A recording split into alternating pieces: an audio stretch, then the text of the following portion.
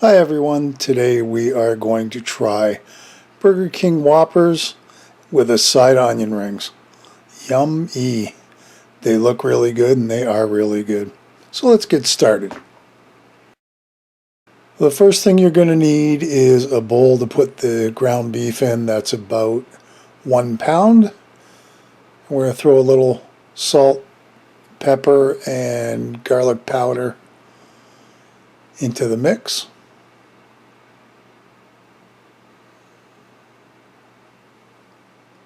Then of course you want to get your hands in there and mix it all together. And we're going to make third pound burgers out of this, so 1 pound is going to be 3 burgers. So you're going to mix them around, mush them in until you get your 3 balls of burgers. You're going to mush it all around.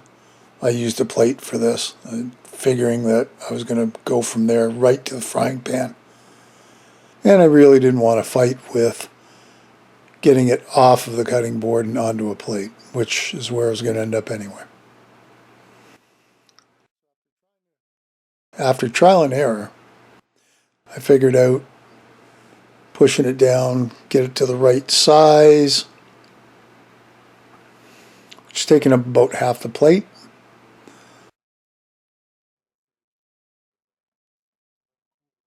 I realize I'm going to need 2 plates now for 3 burgers, but that's okay. We mush up the second one. You can see how big they are. They don't look super big, or they do look super big, but by the time we're done cooking them, they're going to shrink a bit. So there's our burgers.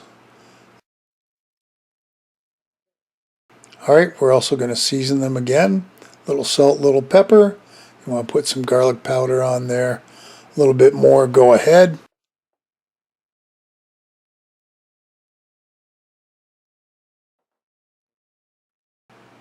So off we go to the frying pan.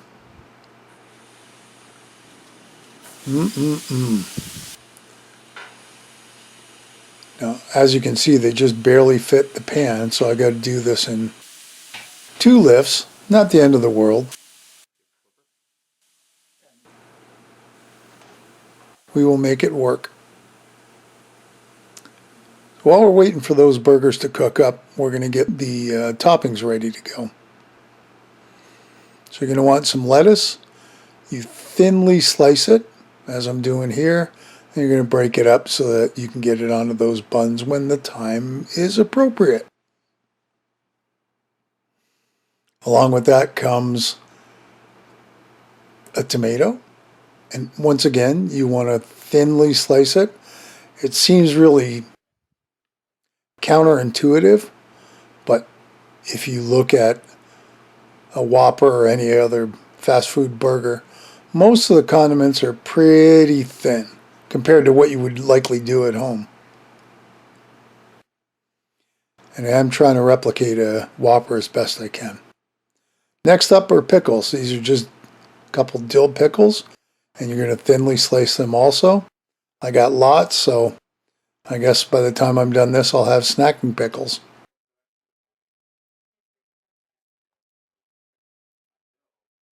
Last but not least is an onion. We're also going to make, with the leftovers, onion rings. This should work out really well. So I'm going to do the slices first. And then the good onion rings I'll keep to fry up. And the other ones, the pieces in that, I'll keep for the toppings for our burgers. That way nothing's going to go to waste. Not that the onions would go to waste anyway. Then you're going to pull them apart into rings. So I'm kind of killing 2 birds with 1 stone. I've got the toppings for a burger. And I also have the onion rings ready to go. So our burgers need a flip. They're more than halfway done. Let's see how they look. Yep, over they go. They look good. They're not going to be too much longer now, and we'll be having Whoppers. So I better get the onion rings going.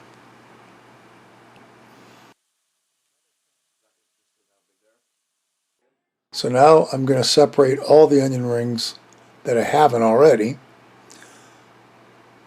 And there's quite a few. I didn't want to make a ton because I didn't really want them to go to waste. So the next thing we're going to do is make the coating.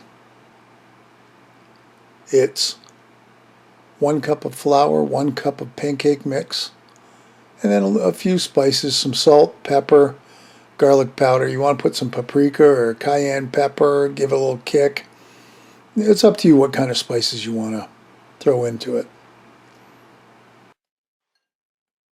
So here we are, we mixed it all together. Now we need to put some water in.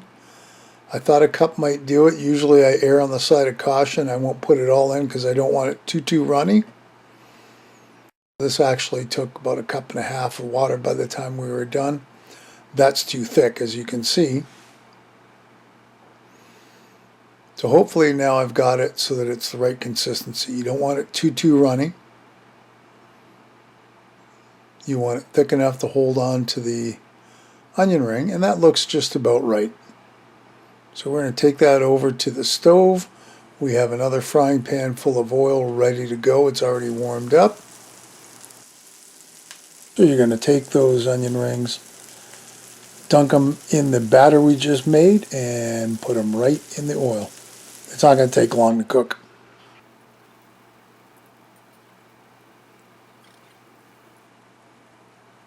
Of course, once the first side's done, you want to flip them over.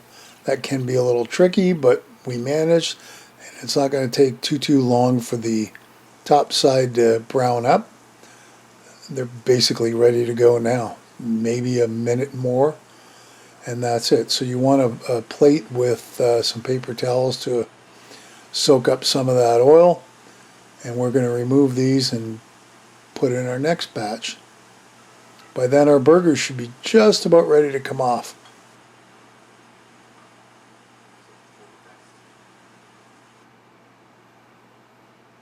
So let's get our buns ready to go. I melted some butter, actually garlic butter. We figured we'd give it a try because we are going to toast the buns first. And of course you want to make sure you get all of the bun covered in butter, and that's for when it goes in the frying pan to toast up.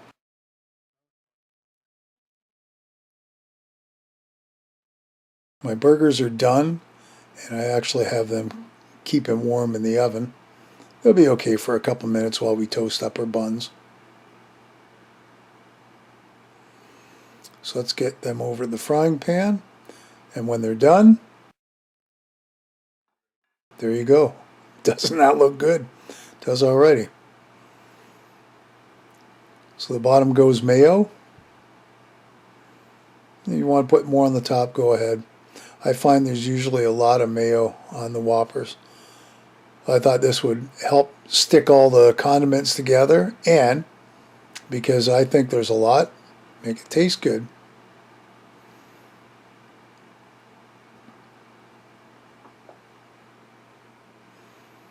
And once we've got that mayo all ready to go, next up comes the lettuce.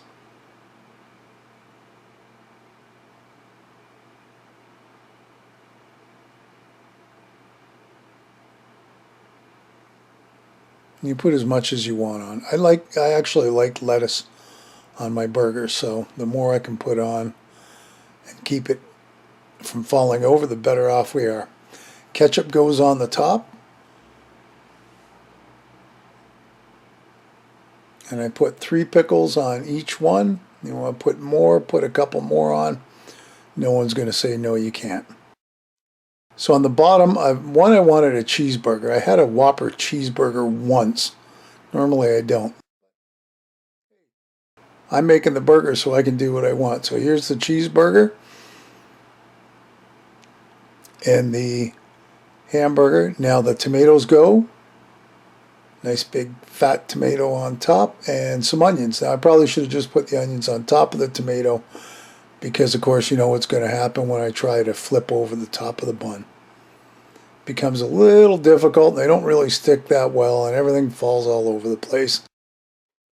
Rather than having to put it all back together, I think it's easier just to put it on top of the tomatoes and then do the buns. But in the end, it all works out. There's our two burgers, a regular and a cheeseburger. I can't wait. So we've got to pair that up with our onion rings, which are all done and sitting by the stove, ready to put together. And there they are, our burgers and onion rings. It's a great dinner. That was fun, and I hope you enjoyed it. If you do, leave me a comment below. Give me a like. I'd sure appreciate that. And if you haven't done it, please subscribe. Hit the bell. That'll tell you the next time I upload a video. And as always, thank you ever so much for watching. We'll see you next time. Bye for now.